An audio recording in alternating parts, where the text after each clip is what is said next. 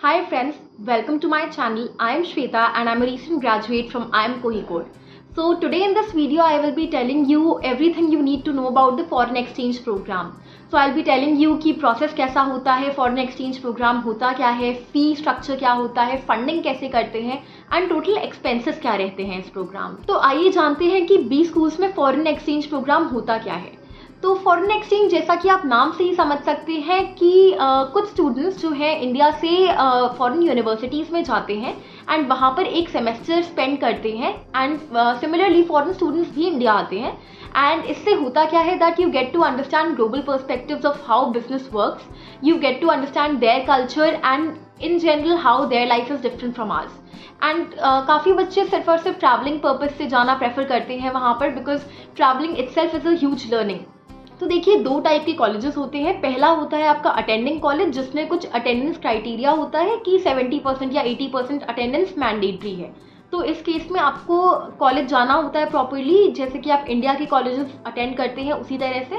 And इसमें बच्चे travel कैसे करते हैं, तो मोस्टली कॉलेजेस जो होते हैं उनमें 3 दिन या 4 दिन, कई कॉलेजेस में सिर्फ 2 दिन ही क्लासेस होती हैं। तो बचे हुए दिन लोग ट्रैवल करते हैं and then they come back again to attend their classes, repack their bags and again go for travel।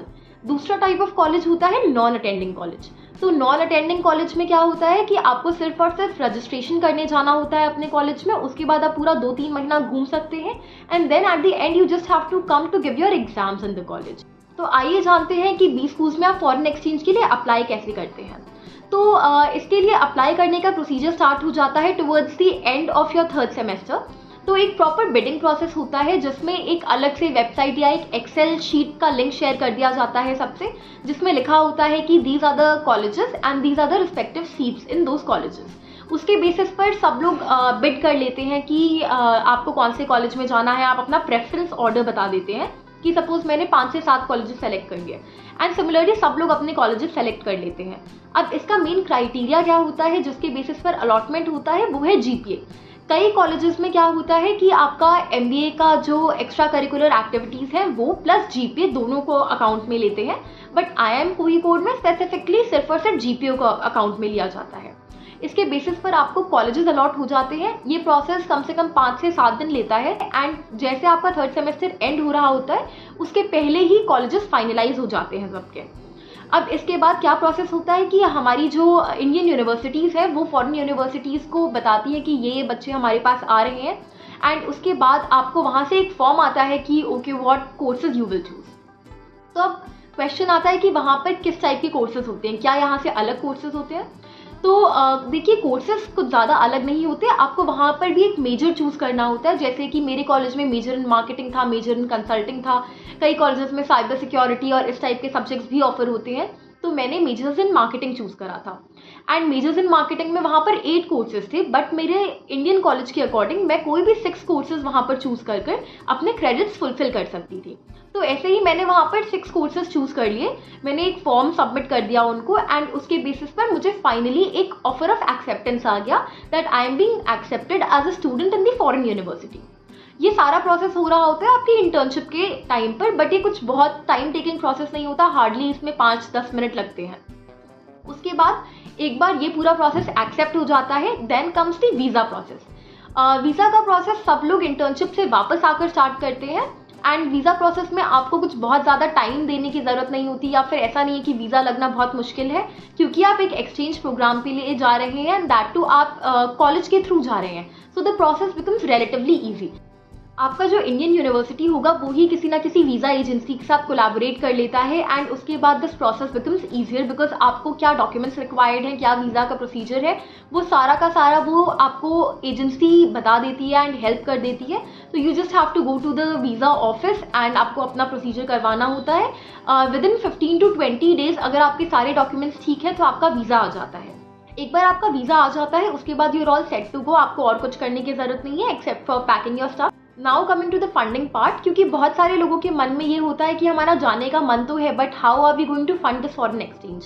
तो आपके लिए गुड न्यूज़ है कि आप जिस भी बैंक से अपना एजुकेशन लोन सैंक्शन करवाते हैं वो सेम बैंक आपको फॉरेन एक्सचेंज के लिए भी लोन दे देता है।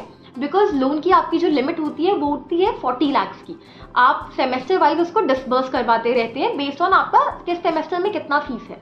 Similarly for this foreign exchange programme आपको सिर्फ और सिर्फ एक मेल करना होता है अपने बैंक को that I will be going for so and so foreign exchange programme, and साथ में अपना acceptance letter from the university लगाना होता है एंड वीज़ा लगाना होता है, एंड उसके बाद ये अमाउंट आपको जो भी चाहिए वो आपके बैंक अकाउंट में आ जाता है। Process to take a loan for foreign exchange is very simple. Even I took an education loan, so I can tell you from my own experience कि कुछ प्रॉब्लम नहीं होता इस प्रोसेस में।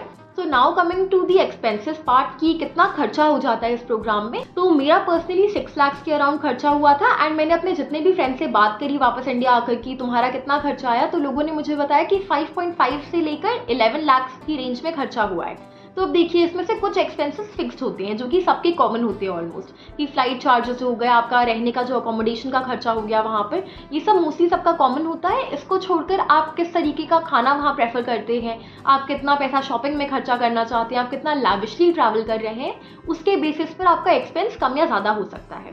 तो मैं आपको मेजर जो फिक्स्ड खर्चा होता है वो मैं आपको बता देती हूँ। तो सबसे पहले हो गया आपका वीज़ा प्रोसेस का खर्चा, वो अराउंड 25,000 आता है।